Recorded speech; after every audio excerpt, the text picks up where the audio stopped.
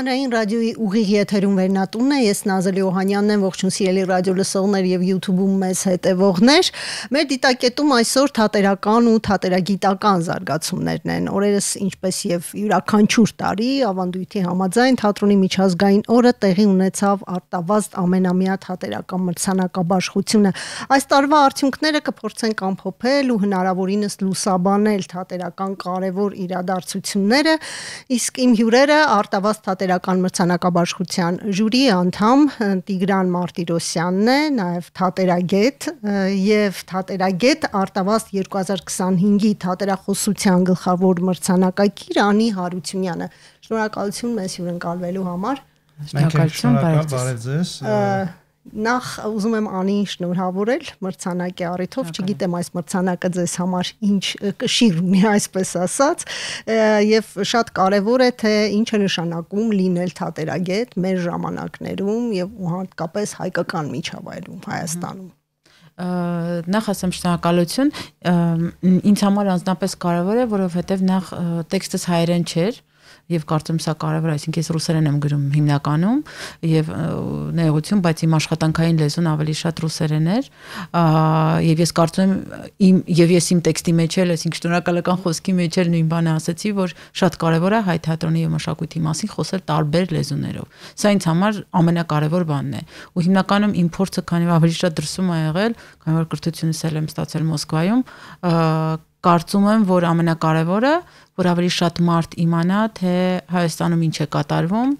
եւ որ ընդհանրապես պոստսովետական երկրներում շատ բաներ, շատ արվեստի ոլորտներ շատ ավելի զարգացած են, շատ ավելի հետաքրքիր process-ներ եմ ես տեսնում Հայաստանում, քան թվում է շատերին, ովքեր բավական ավելի հետամնաց հայացքներ ունեն, հա,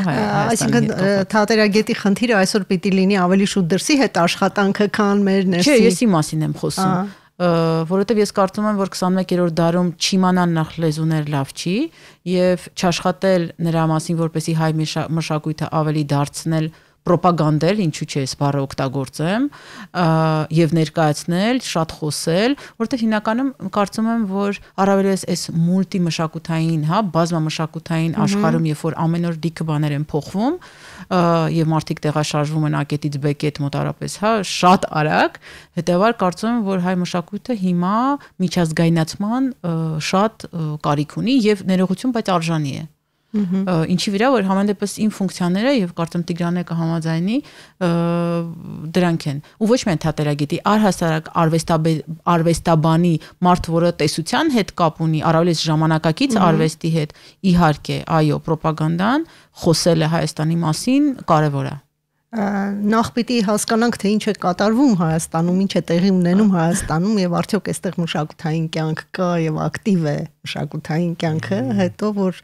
դուրս հանենք եւ տանենք դեպի միջազգային ուղղությամբ զարգացնենք, այսպես ասած։ Դետակը ես կարող եմ արդեն լրացնել, հա, ես իհարկե համամիտ եմ եւ այդ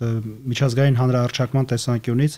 ինքս էլ մեր թատերագետեր թատերագիտական ՀՏԳՄ-ի կայքով այդ ծրագիրը անում ենք եւ վերջի 2-3 տարիներին մեր հայ թատերագետների գիտական հոդվածներից առնվազն 10 հոդված մենք թարգմանել ենք ռուսերեն հատուկ միտումնավոր, որ այդ հետխորհրդային տարածքի, որ առնվազն 10 երկրից ավել է գալիս, մեր գործընկերները կարողանան ծանոթանալ, թե ինչ վիճակում է հայ թատրոնը եւ հայ թատերագիտությունը, որովհետեւ եթե ժամանակին իզդում էին գործընկերներից կլիներ Լիտվայից, կլիներ Բելարուսիայից, կլիներ ասեն Ղազախստանից կամ Վրաստանից, կարող եք մեզ նյութեր ուղարկել, որ հասկանանք որտեղ է հայ թատրոնը գտնվում, առաջ գնացել է, տեղում է դոփում, թե մի բանը լի հետ է գնացել, մենք նյութ չէինք ունենում ուղարկելու։ Իսկ հիմա 10-ից ավել նյութ մենք կարող ենք հանգիստ գիտական, չեմ ասում, որ թատերախոսական ռուսերեն նվագում շատ կարևոր է դա, այսինքն ժամանակակից հայ թատրոնի լավագույն ներկայացումներից մեկի մասին միանգամից բնօրինակ լեզուն ռուսերենն է, թարգմանության խնդիր էլ չկա արդեն։ Եվ հիմա ավելի շատ հեշտ է խոսել հետխորհրդային երկրների հետ, այսինքն այնտեղի հետ կապեր հաստատել, քանի որ իրենք կկարողանան մեր լեզուն, այսպես ասած, հասկանալ ավելի հեշտ։ Դրանում չի, ուղղակի քանի որ մեր կրթական առումով էլ միջև վերջին շրջանները եղած մասնագիտական գրականություն այլ ամբողջը ռուսալեզու էր հիմնականում նոր է սկսել անգլերենը արդեն մի քիչ ավելի տիրապետող դառնալ այդ մշակույթի մեջ ուսումնական մշակույթի մեջ ծրագրեր կան, որ նաև պետք է անգլերեն էլ դրամ, այլ ես կայքը ի սկզբանե արել եմ հայերեն, ռուսերեն, անգլերեն տարբերակով, ինքը երրաբաժին է։ Նույն այս տարի մենք ունեցանք նաև առաջին ֆրանկոֆոն նյութը Աուրելիա Իմբերտի հետ հարցազրույց ունեցանք, Սաթե Խաչատրյանը ֆրանսերեն թարգմանեց նաև։ Խնդիր չունենք լեզվական առումով, զուտ ֆինանսական միջոցների հետ է կապված, որ մենք հետագայում իհարկե ծրագրեր ունենք ալմանախի երկու լեզու ռուսերեն եւ անգլերեն, որ բնականաբար փառատոնային հյուրերին ներկայացնենք, այսինքն ծաղկակաղարված մասնագիտական, որ ամբողջական համապարփակ պատկերացում կազմեն ժամանակակից հայ թատրոնի մասին օտարերկրյա թատերական գործիչներն ու թատերասերները։ Ոչ միայն դա, ինձ թվում է նաև այստեղ ուրիշ բաներ ուզում եմ ավելացնել կրթության հետ կապված, քանի որ ես ավելի շատ ուսանողների հետ եմ շփվում ու ես գտնում եմ, որ օրինակ ռուսալեզու գրականությունը այլևս ժամանակակից չի։ Այսինքն անգլալեզու, ֆրանկալեզու ժամանակակից, այսինքն հետազոտողները հրաշալի թարգմանում են շատ լավ, եթե իրանք ռուսերեն, նախ հայերեն գոյություն չունի ցավոք, այդքան շատ չեն, ընդհանուր արվեստաբանության մասին խոսեմ, հա, այսինքն եւ ես չէի ուզենա, որ մյուս լեզուն լիներ միայն ռուսերեն։ Դրա համար ես միշտ օրինակ, երբ որ դասավանդում եմ ժամանակակից թատրոն եմ դասավանդում, շատ դժվար է երբ որ քո ուսանողները չգիտեն օրինակ լեզու, բայց դու խոսում ես օրինակ դոկումենտալ թատրոնի մասին Եվրոպայում, Գերմանիայում կամ Ամերիկայում, ինչ որ դու տեսել ես եւ այլն, հա, կամ խոսում ես օրինակ Ֆրանսիայում վերջին տարիներին տեղի ունեցած ժամանակակից դրամատուրգիայի, լավ, եթե հայերեն թարգմանված հիմա շատ բաներ կան, օքեյ, բայց տեսության առումով իհարկե լեզուն իմանալը շատ կարևոր է ու ես դա ասենց ինձ համար դա առաջնայինություններից մեկն է, եթե ոչ ամենակարևորը, որ ուսանողները կարողանան գրականությունը մատերիալը, հա, որի հետ իրենք աշխատելու են ապագայում, ընկալեն եւ կիրառեն իրենց մասնագիտության մեջ։ Շատ լավ, վերադառնանք Արտավազդին, Տիգրան, նախորդ տարի այսպես քննարկումների արդյունքում ես հիշում եմ, որ դուք ասացիք, որ նախորդ տարի նախքատիկ էր համեմատաբար ներկայացումների առումով եւ այդպես վառ նշանակալի այսպես ներկայացումներ շատ քիչ կային, մեկ-երկուսը, հա, իսկ այս տարի փորձենք գնահատել նաեւ թե արդյոք կան նոր անուններ, նոր հետաքրքիր թատերական իրադարձություններ։ Տեսեք, իրապես նախորդ տարի բավական աղքատիկ էր, որովհետև մի երկու անվանակարգ էր պատահում, որ մի քիչ դժվար էինք ընտրում, ընտրություն չկար առանձնապես։ Իսկ այս տարի ունենք նաև անվանակարգ, որ դժվար էր, որովհետև հավասարազոր լավ աշխատանքները 2-3-ն էին առնվազն ու ծանր բարոյական կացության մեջ էր հայտնվում, որովհետև հավասարապես իրոք ստացված աշխատանքներ էին եւ կատարողական առումով եւ վերլուծական առումով եւ մեկնաբանական առումով կերպարի դրա համար ուրախացնող է, որ այսինքն այդ դաթարից հանգստից հետո մեր հայ թատրոնում ժամանակակից այդ տեղաշարժը եղավ եւ ոնց որ ասած բացը լրացրեցին։ Ես կարող եմ ավելացնել այս տարվա մրցանակաբաշխությունից ելնելով հատուկ մրցանակ ստացավ Արմեն Քուշկյանը մոնո ներկայացման մեջ դերակատարման համար, մոտ մենք 20 տարի գրեթե եթե ոչ ավել ունենք մոնո ներկայացումների փառատոն ու զարգացում է ապրում։ Դա հավասիկ Կոմեշ ներկայացումը, հենց նույն Սասունցի Դավիթ ներկայացումը, Վարեջկա ներկայացումը Լիլիա Մուկուչյանն նախաղում, այսինքն դրանք են ամենավառ դրսևորումն են մոնո ներկայացման, մոնոփառատոների ժամանակ մոնո ներկայացման ու ինքնին արդեն ժանրը ինձ թվում է, եթե ոչ այս 1-2 տարում հայտ կներկայացնի ինքնաբերաբար անվանակարգ ունենալու, որովհետև լավագույն ներկայացում տալու դեպքում դու կանգնում ես բարոյական ընտրության առաջ, եթե այստեղ շատ լավ ստացված ներկայացում է, բայց մի հոգու հետ է աշխատել ռեժիսորը իսկ այնտեղ էլի հավասարազոր աշխատանքի 5-ից 10 հոգու հետ է աշխատել, տարված աշխատանքի տարբերությունը երկու կողմի համար էլ անարդարացի էր որոշումը։ Դրա համար ինձ թվում է որ տանի որ ստացված լինի ներկայացում եւ 1-2 անվանակարգը կներառվի եւ արդեն այդ անվանակարգում կլինի, որ ինքը այսպես ասած ուրիշների ձայնի հաշվին իր կենսագոյությունը չհաստատի, իր գոյության իրավունքը մրցանակային չհաստատի։ Նա ինձ թվում է տարիների ընթացքում 1-2 տարի հետո կամ գուցե հաջորդ տարի այդ անվանակարգի առաջբերումը կլինի։ Իսկ ինչով էր առանձնանում այս տարվա մրցանակակիր ներկայացումը, ինչ կարող եք ասել այդ Լակոտը ներկայացման մասին է խոսքը։ Դե Լակոտը տեսեք, ինքը Սոս Սարգսյանի ես մի քիչ բաղկացել եմ բացեմ, քրոջ պատմությունն է, դոկումենտալ պիեսը, ինքը ներկայացնում է առանձնահատկությունը իր խնդիրը առանց անհարկի պաթոսի ներկայացնելը։ Իսկ ստորությունը փորձել այդ ոսկե Հենրիկ Հովհաննիսյանը ասած ոսկե կանոնը դերասանական արվեստի նույնիսկ բացասական կերպարին փորձել ջանք ներդնել գտնել որ կետում է որևէ կետում որ ինքը մի փոքր մարդ է արդեն դրական մարդ է այսինքն գոնե քիչ տոկոսով կաթարսիսի ապրում ունենում են։ Այո։ Այդ առումով էլ դե նանիկայի էսթետիկայի մեջ արված ներկայացումը չես կարող հակառակը պնդել, որովհետև այնտեղ նույն օբյեկտիվ իրականության ուրախությունը եւ ներսում տիրող ողբերգության հակադրությունը պայմանականության լեզվով վերարտադրելը այդպես շատ կետեր կարող ես ներկայացնել ու ինքը իրապես ընդհանրապես Նարինե Գրիգորյանը եթե հաշվում ենք նոր այդ էինք խոսում իրար հետ մի տարվա մեջ 4 աշխատանք է կատարել ամենապրոդուկտիվ տարիներից մեկն է իր ռեժիսորական 3-ը համազգայինում եւ մեկը Սասունցի Դավիթը որ մոնո փառատոնի շրջանակում արել է եւ արված աշխատանքները կամ լավն են կամ շատ լավն են այսինքն պարագայում բնականաբար արդյունքներ են եղավ որ ամենաշատ մրցանակը ստացավ համազգային թատրոնի Լավ, իսկ այսօր ինչ չափանիշներով են լավը եւ շատ լավը գնահատվում եք, եկեք չափանիշների մասին խոսենք, անի կուզեի նաեւ ձեզ լսել։ Առհասարակ ոչ միայն արտավազդի մասին երևի խոսեմ, որպես մրցանակաբաշխություն, այլ ինչպես Տիգրանը ասաց, լավի եւ ավելի լավի, իմ կարծիքով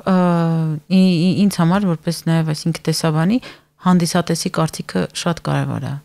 Ու այդ էներգիան իմ կարծիքով հանդիսատեսն է գնահատականը տալիս ինչքանով էլ դա ցավալի լինի թատերական քննադատի համար ու շատ մարդիկ գուցե ինձ հետ չհամաձայնվեն այո ես գիտեմ բայց ես կարծում եմ որ ռուսերեն արտահայտություն կա ասում зритель платит ногами ներողություն այդ արտահայտության համար բայց եթե դու հանդիսատես չունես ես դժվար կարողանամ դա փոխել որպես տեսաբան բայց սա մի կողմից մյուս կողմից չափանիշների առումով իհարկե կան ռեժիսորական չափանիշներ, իհարկե կան բեմադրական, այսինքն եթե դու միզանսցեն նույնիսկ չես կարողանում կառուցել ներողություն։ Դա տենց կան թատերագիտական չափանիշներ, այսինքն թատերագետի տեսանկյունից։ Իհարկե կան, իհարկե թատերագետը։ Բայց ես կարծում եմ, որ օրինակ ես երբեք իմ հոդված, այսինքն իմ խնդիրը, երբ որ ես ուզում եմ գրել, ոչ թե գնահատական տալն է, ես դատավոր չեմ, ոչ էլ իրավաբանական կրթություն ունեմ։ Ամենայնպես կան չափանիշներ, չէ՞։ Հա, բայց իմ խնդիրը բացատրելն է, թե օրինակ ինչպես է աշխատել այս տեքստի հետ, փորձեմ ներկայացնել դա, ինչպես են դերասանները այդ տեքստին վերաբերում, ինչպես է դա բեմում ներկայացվել, ինչպես է ռեժիսորը հարաբերվել այս կամ այն դերասանի հետ եւ այլն եւ այլն։ Եվ իհարկե սա ներկայացնել այնպիսի լեզվով, որ քո ընթերցողը, որը կարող է լինել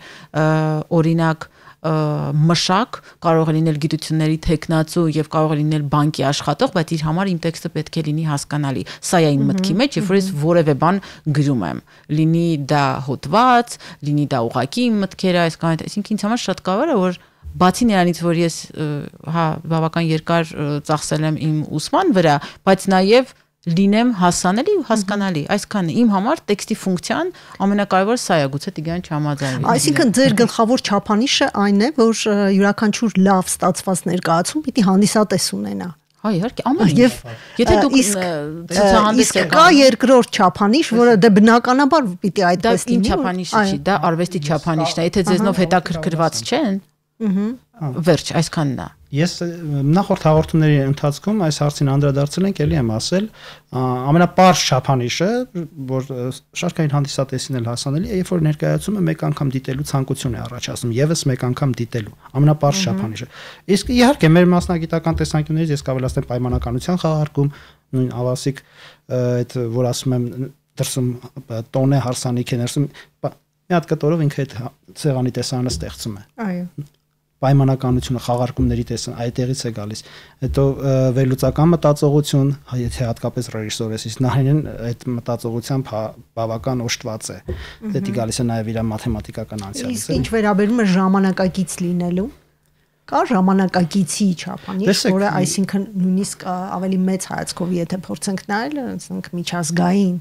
մակարդակում դելիքը բաներ կա որ հիմա Հայաստանում արվում է ու բոլորս ասում ենք վաու ինչ լավ է բայց օրինակ դա արվել է 20 տարի առաջ էդ էլ կա այսինքն եկեք այտենց իջալականացնենք ամեն ինչ ներկայացնելով որ մենք շատ առաջ ենք իհարկե ոչ բայց լավ է այնքանով որ իհարկե հիմա շատ աշխարհը բաց է գնում են նայում են ներկայացումներ եւ այլն ինչ որ բան ազդում է կամ copy paste են անում կամ գալիս են այստեղ ներկայացնում են հանդիսատեսն էլ իհարկե լավ է հանդիսատեսն էլ պետքա դա տեսնի բայց քանի որ աշխարհը ընդհանրապես հիմա արվեստը copy paste-ի վրա է հիմնված եւ իրարից այսպես կոչված ոգեշնչվելու հետեւաբար հա իհարկե դա կա Բայց դա նորմալ է ձեր կարծիքով այդ իրարից ոգի շնչվելու այդ բանը։ Հա, մի քիչ տարբերություն կա։ Դրանք տարբեր բաներ են։ Դե Կարող ես ինչ-որ բան վերցնել մեկնաբանելով գեղարվեստական ընդհանրացման ենթարկել, ինչ որ կետ վերցնելով կամ ցիտատ պոստմոդեռնիզմի մեջ գոյություն ունի նաև այսպես հասկացություն ցիտատ մեջ բերում։ Այսինքն դու ինչ որ դրվագ վերցնում ես, մեջ բերում ես եւ դա մեկնաբանելով գեղարվեստական ընդհանրացման ես ստանում, լրիվ այլ պատկեր ես ստանում արդեն։ Այն շերտն ես բերում երևույթի, որ նույնիսկ տեսանելի չէ հեղինակի համար, ով որ այդ ստեղծել ումից որ վերցրել ես։ Դրանք տարբեր բաներ են։ Հա, բայց այդտեղ ուրիշ բաներ կա, երբ որ մենք խոսում ենք, այն ինչ որ ես էի ասում, ավելի շատ կապված է ոչ թե ժամանակակից, այլ նաև ըմբռնումա։ Այսինքն ինչ ես դու տեսել։ Շատ հետաքրքիր է, երբ որ ես գնում եմ շատ հաճախ ներկայացումներ նայելու ու երբ որ ես բեմից շատ լավ հասկանում եմ ռեժիսորը նույնիսկ ինչ գիրք է կարդացել վերջին ընթացքում, դա շատ հետաքրքիր զգացողություն է, որը անհնար է որևէ բանի հետ փոխել։ Այդ իմաստով շատ կարևոր է թե դու ինչ ես նայում, ինչ ես կարդացում, ավելին մարդ, որը երկու բառ եւս գրում է, որևէ ընդհանրապես գրիչ, որ դու վերցնում ես, կապ չունի ինչ ես գրում, շատ երևում է թե դու ինչ գրականություն ես կարդացել ոգի, եւ դա բաց չի, բոլորն են ոգի շնչվում։ Դա նորմալ process է։ Ուրիշ հարց, որ հիմա ժամանակակից աշխարհը շատ digital բանի վրա է գնում, հա, այդ ուղղության նույն օրինակ ցուցահանդեսները, ես քանի որ շատ եմ, օրինակ ինձ դուր է գալիս VR ներկայացումները, ես շատ եմ նայում, նույն պերֆորմանսը, ես Մարինա Աբրամովիչ եմ նայել մոտավորապես 15 տարի առաջ ու մինչև հիմա, այսինքն երբ որ ես խոսում եմ, ասում եմ դա առանձին երևույթ է որպես պերֆորմանս։ Այն դեպքում, երբ որ մենք Հայաստանում նոր սկսում ենք դրա մասին խոսել, հա, որպես երևույթ թատերական։ Բայց անում ենք փորձեր։ Փորձեր անում են պերֆորմատիվ թատրոնի, ուղղակի process է, լավ է, մենք անեն։ Կատարողական նյութի հումքը չունենք դեռ իդեմս դերասանների եւ արտիստների դեռ շատ քիչ ունենք։ Թող սխալվի, բայց մենք շատ քիչ ունենք։ Նայենք, հանդիսատեսել նայի եւ հետո գիտեք ինչ պետք է սովորել։ Եվ թատրոնը շատ լավ սուտ է։ Ես սիրում եմ, որ ինձ խափում են եւ խափում են պրոֆեսիոնալ եւ լավ։ Եվ եթե դա լավ է արված, հիանալի է։ Ես ուզում եմ այդ ստի մեջ լինել։ Լավ, Անի, շատ հետաքրքիր է թե ինչպես եք ընտրում հերթական ներկայացման մասին գրելու ձեր ընդհանրապես նպատակը։ Շատ կուզենայի։ Տեսեք, դուք ձեր մրցանակը համենայն դեպս ստացել եք Համազգային թատրոնի Մարդահապի մեջ ներկայացման այդ տեքստի առիթով ես կուզեի հենց այդ մասին խոսենք, ինչու հատկապես ընտրեցիք այդ ներկայացումը, ինչու գրեցիք հենց այդ ներկայացման մասին։ Նախ ասեմ, որ ընդհանրապես տարվա մեջ մոտավորապես նայում եմ 60-ից 70 ներկայացում, դա իմ միջին ուղղակի ու կապ չունի միայն Հայաստանում չէ։ Եվ գրում եք քանի ներկայացման մասին։ Ասեմ, այս տարի շատ չեմ գրել, բայց շնորհակալ եմ նաև ինչ որտեղ Տիգրանին, որը ստիպում է երբեմն, գրել եմ 3, այսինքն կոնկրետ, հա, եթե այս թատերախոսականի հետ կապված, անգլերեն երբեմն գրում եմ, քանի որ անգլախոս, հա, նաև տարբեր on-line հարթակների հետ եմ համագործակցում, բայց ռուսերեն գրել եմ 3 Կարծում եմ 3-ն շատ կարևոր են, կասեմ, որ մեկ ամերիկյան մշակույթի մասն է, քանի որ ես ամերիկյան մշակույթի մասնագետ եմ, Բրոդվեյի, հայո իմ ասպիրանտուրայի, այսինքն թեզը եւ ես հիմնականում շատ երաժշտական թատրոնի սիրահար եմ, ինչևէ երկրորդ տեքստս դոկումենտալ թատրոն, որը եւս շատ կարևոր է, այսինքն ավելի շատ ներկայացնում եմ համաշխարհային կոնտեքստը եւ նաեւ հայկական դոկումենտալ թատրոնը եւ երրորդ հոդվածը Պարուր Սևակի Մարդահապի մեջ էր, Մարդահապի մեջ ներկայացման մասին էր, որը ես շատ կարևորեցի ինչու եւ որ հարցրեցին իսկ ինչի հայերեն չգրեցի ռուսերեն, որտեղ շատ ուզեցի որ այս ներկայացման եւ Պարուր Սևակի մասին իմ ռուսախոս գոլեգաները, որոնք իրականում ավելի շատ են ինձ հետևում, այնպես է ստացվել որ ռուսախոս հա աուդիտորիան, որ իրանք կարդան, իմանան, որ այսպես էլ է լինում,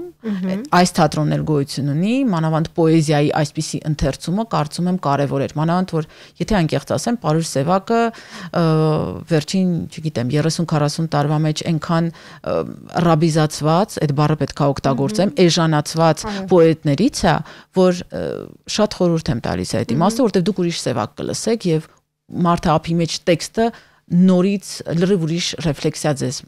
կտա այդ իմաստով։ Տարիներ առաջ դրամատիկական թատրոնը ուներ այդպիսի մի ներկայացում, Պարուր Սևակի չէ, ստեղծագործությունների հիման վրա, կարծես թե այդպես տեխնիկական տարիքում մենք ենք դիտել։ Այո, իսկ հետաքրքիր է,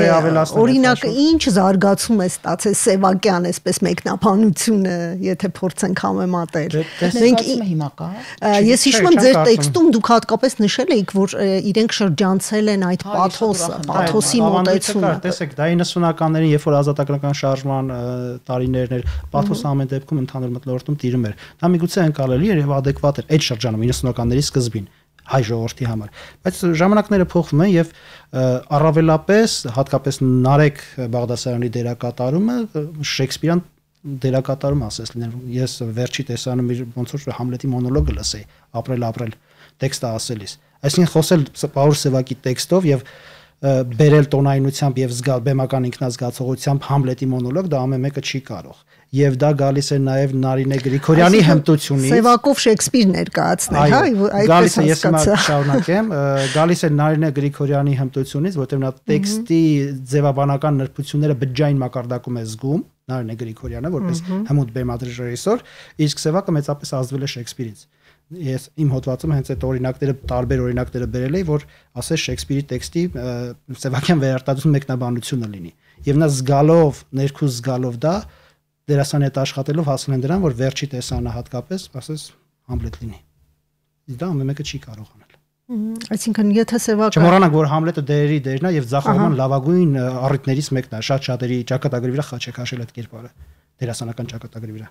Լավ։ Խայտարակության մեծ լավ առիթ է, էլի։ Վերադառնանք Սևակին, ես միայն մի բան կավելացնեմ Տիգրանի ասացին։ Նաև դրամատիկական թատրոնի հետ համատեցում։ Ինձ թվում է, որ ժամանակակից թատրոնը, քանի որ դուք հարցնում եք ժամանակակից թատրոնից, այլևս պոեզիայի մասին չի։ Սա նաև ցավով եմ ասում, բայց դա նորմալ թատրոնի process է։ Այլևս ոչ մեկին չի հետաքրքրում գնալ նայել ինչպես է Ութմազյանը կարդում կամ հա այս կամ այն տեքստը, եւ եթե անկեղծ ասեմ, վերջին 20 տարին ոչ մեկին դա չի հետաքրքրում։ Առհասարակ արվեստում ոչ միայն Հայաստանում։ Պետք է դրա տենց շատ ֆիքսել, ընդունել եւ անցնել առաջ։ Ոչ միայն դա,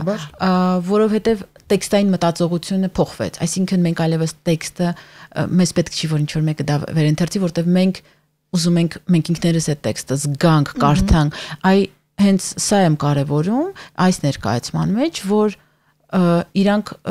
ազատվել են ամբողջ սովետական պատմությունից, որտեղ եթե անկեղծ ասեմ, մենք ունենք, չէ, հրաշալի դերասաններ, որոնց անունները չտամ, հա, ասմունքի, նույն օրինակ իմ հայրը եւ այլն, բայց ես չեմ ընկալում այսօր այլևս։ Այո, կարող եմ լսել, հա, ինչ որ սովետական մի քանի դերասանների, որոնք կարդում էին այս կամ այն տեքստը իրենց ինտերպրետացիայով, բայց այսօր այլևս դրա մասին չի թատրոնը,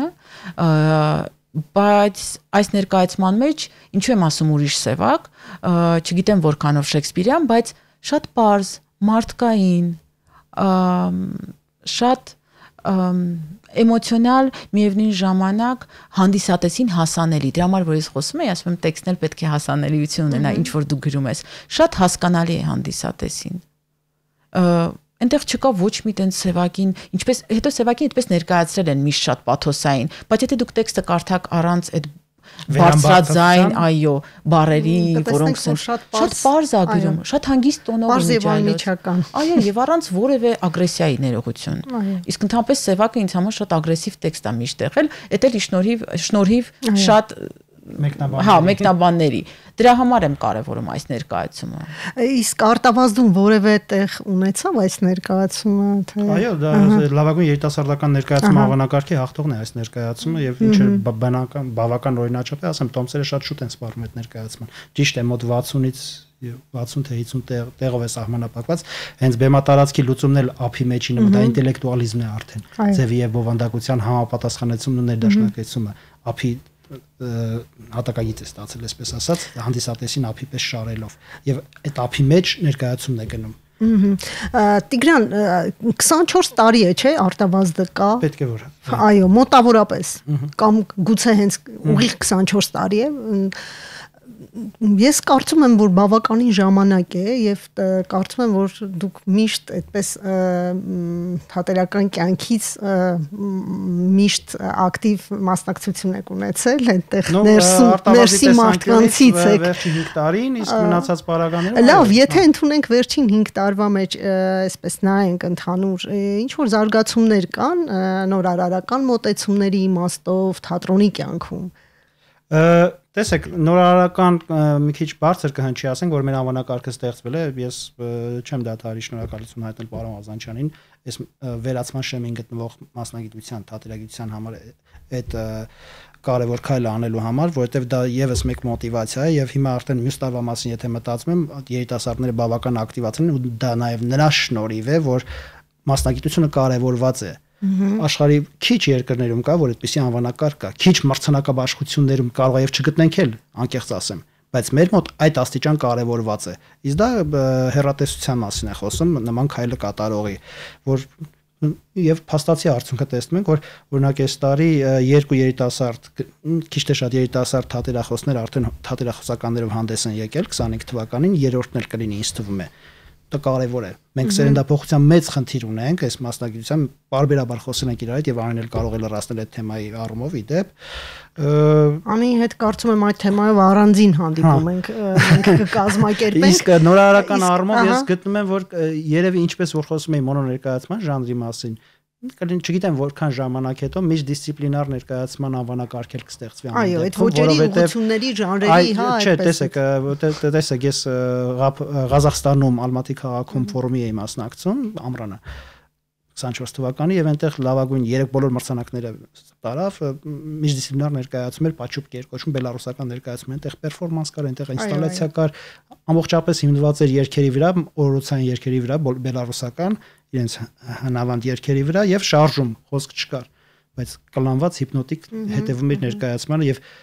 ավելի քան վստահ եմ տարվա մեջ 5 անգամ հնարավորություն ուներ դիտելու այդ ներկայացումը այդ չափանիշն եմ ասում սլավոնական լեզուն է հին չես հասկանում բայց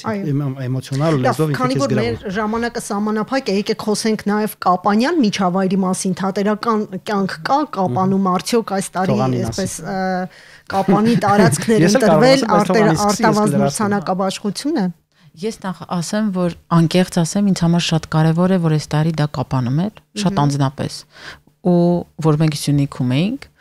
ու դրա համար նախ շնորհակալ եմ կազմակերպիչներին ու սա ուղղակի բառեր չեն իսկապես Կապանը շատ կարևոր տեղ է մեզ համար շատ լավ գործ է այնտեղ արվում Կապանի թատրոնում Տիգրան Աթայանի գործը որ մենք այսինքն ես տեսա նվիրված մարդկանց դա շատ կարևոր է գիտեք շատ կարևոր է մեր միջավայրը երբ որ մարդը չի արտանում առավոտյան որպեսզի գնա աշխատանքի այլ ինքը ծառայում է իր գործը ծառայության պես է ինչպես զինվորներն են ծառայում սա ամենևին պաթոսով չեմ ասում այնինչ ես այնտեղ տեսա ու ամենտեղ գիտեք նախ թե ինչպես մեզ ընդունեցին մեկ երկրորդը ինչպես էր դա կազմակերպված իսկապես հրաշալի եւ շատ լավ կլիներ որ մենք դուրս գայինք այս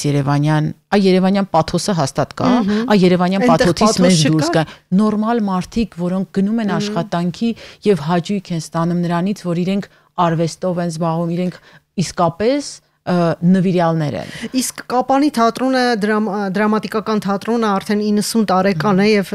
զարգացման հերանեկարները ինչպիսին են փորձենք շատ կարճ որպեսզի կարողանանք համագործակցման եզրեր են գտնում դերասաններ են հրավիրում ռեժիսորներ ծրագիր ունեն հրավիրելու ոնց որ Գյումրիներ աշխատում այդ ուղղակի տեղեր կունենան Կապանի ուսանողների համար արդեն հա իդեպ ուրախալի է որ երիտասարդ 20 տարեկան աղջիկ դերասանը ու թորնուհին Աննայանն ազգանունաստակ չեմ հիշի ու նպատակ ունի թատերագիտական բաժին ընդունվել դա ամենաուրախալի լուրն է մեզ թատերագետներից համար իրականում առանձին թեմա է կրթության թեման բայց ես ուրախացա որ այնտեղ Կապանի առումով կլրացնեի որ վիզուալ առումով շատ գեղեցիկ ճաշակով կառուցվող շինարարություն կատարող քաղաք է մեկ ուրիշ բան էլ մարդկային տեսակի առումով գները մտնում ես բոլոր ծառայություններից օգտվում ես չասեմ աստվածահաճո բայց մարդակենտրոն են ինչ է Երևանում շատ լավ իսկ ինչ վերաբերում է թատրոնին ի վերջո մենք թատրոնի մասին ենք խոսում այո թատրոնի ասում եմ Տիգրանը Աթայան Տիգրանը որ տնօրենն է թատրոնի ինքը ֆանատիկ սեր ունի ընդհանրապես քաղաքի հանդեպ առավելևս թատրոնի հանդեպ եւ իր ձեռքից եկած ամեն ինչը անում է ես ուղղակի որոշ փաղագծեր բացելու բարոյական իրավունք չունեմ միգուցե որտեղ Տիգրանը կարող է գտնի որ ինքը պետք է անհրաժեշտ բային խոսի ես ինչ որ տեղեկատվության տիրապետում եմ բայց նախապես իրեն չեմ քննարկել ասեմ կարող եմ սա ասել թե չէ իսկ այն ինչ որ տեղի ունենում են տեղ օրինակ իրենց այդ թատերական ամբողջ այդ խաղացանք եւ այլն դա շատ ակտիվ են ակտիվ են ու ասեմ ձեզ փառատոն է եղել ոչ միայն նաև արտավազդը միջ այդ գնում էր կամերային ներկայացումների փառատոն, առաջին անգամ հիմնադրված ու հանրապետությունում առաջինն է։ Ու դա ամենամյա է լինելու փորձելու են միջազգային դարձնել։ Դա հենց զարգացման հեռանկարներից մեկն է։ Իսկ այդ ներկայացումները երբ որ գնում են, այնտեղ երիտասարդությունը նայում է։ Այդ երիտասարդությունը ապագա դերասանների թեկուզ քննադատն է, բեմանկարիչն է։ Այսինքն եւ առավել եւս եթե միջազգային ներկայացումներ են լինելու, այդ մարդու հայացքը հորիզոնը, տեսահորիզոնը եւ մտահորիզոնը լայնանալու է։ Իսկ դա տալու է դրական արդյունք, ուզենք թե չուզենք։ Շատ կարեւոր է այդ փառատոնի ստեղծումը նաեւ։ Լավ, լակոտը ներկայացումը մենք կկարողանանք այստեղ Երևանում տեսնել եւ որտեղ, որպեսզի մեր ռադիոլսողները նույնպես համազգային թատրոնի ներկայացումն է դա, խաղացանկի իրենց ներկայացումն է, նոր ներկայացում է, բնականաբար այո, հիմա կա Իհարկե կա եւ թող ակտիվ հետևեն խաղացանկին, այնտեղ բոլոր ներկայացումները կան։ Նույնս Ասունցի Դավիթն էլ Մհեր Մկրտչյանում են խաղում։ Մնացած բոլոր ամրցանակակիրներին էլ հետևեն, նույն Ստանիսլավսկի ռուսական թատրոնի ներկայացումները կարող են հետևել, նույն Ցավի Աստվածը, Գանչարովի հիման վրա արած ներկայացումը Սուրեն Շահբեծյանի։ Պետք է ընդհանրապես խաղացանկին հետևել, թատրոնները ակտիվ են այդ առումով եւ շատ լավ, մենք շատ մեծ թեմա էինք վերցրել, բայց մեր ժամանակը սահմանափակ է, շնորհակալություն։ Ես ռադիոլսողին ուղակի տեղեկացնեմ, որ մենք քիչ թե շատ փորձեցինք խոսել արտավազդ մրցանակաբաշխության, թատերական մրցանակաբաշխության այսպես արդյունքների մասին, փորձեինք ամփոփել ու նաև թատերական որոշ իրադարձությունների անդրադառնալ։ Զրուցակիցներս թատերագետներ Տիգրան Մարտիրոսյանը եւ Անի Հարությունյանն էին։ Զրույցը վարեց Նազելի Օհանյանը։